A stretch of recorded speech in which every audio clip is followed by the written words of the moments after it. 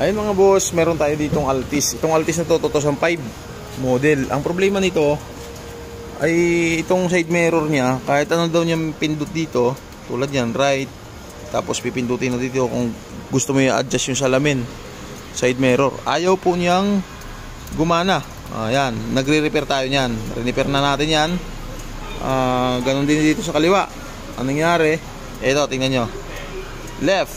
Okay, tingnan natin dito sa left. Okay, gumana na. Ayan, di ba? Gumana na siya. Tapos dito sa taas, nagana. Tapos kabila rin. Di ba? Gana na siya lahat. Okay. Ngayon, okay na siya. Dito rin tayo sa kaliwa. Di ba? Nagalaw siya. Di ba? Okay yan, na-repair na natin. Sa mga ganitong medyo hindi naman natin masabing old model, talagang medyo may kalumaan na, mga ilang dekada na rin. Ayan, mayroon pa siyang isang concern. Ito, concern niya.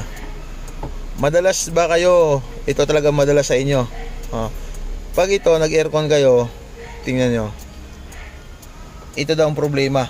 Pero totoo yan, dahil ito ang pinaka number one. Tulad yan, gusto mong bawasan, di ba? Mabilis na ngayon. Pero na-repair ko na to. Mabilis lang naman i-repair yan. Ayan, yan, papa-volume natin yung hangin, di ba? Simple na, kumbaga parang konting tuldok mo na lang na ano na siya. Nagkakaroon na siya ng volume, di ba? Tapos dito naman, siyempre bababa. Ayan. Ayan, baba. Pero parang medyo matigas. Ayan, pero okay na rin.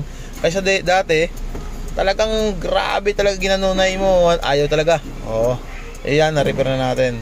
Ayan, yun lang dito sa Altis. Ito kasi, inano lang niya, tawag kanyan, pinasabay na lang niya yan.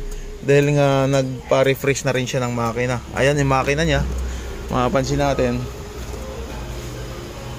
Ayan. Makina niya.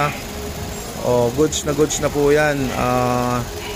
Dati pong talagang hirap umandar, hard starting, na akala mo natutuyuan na yung gas.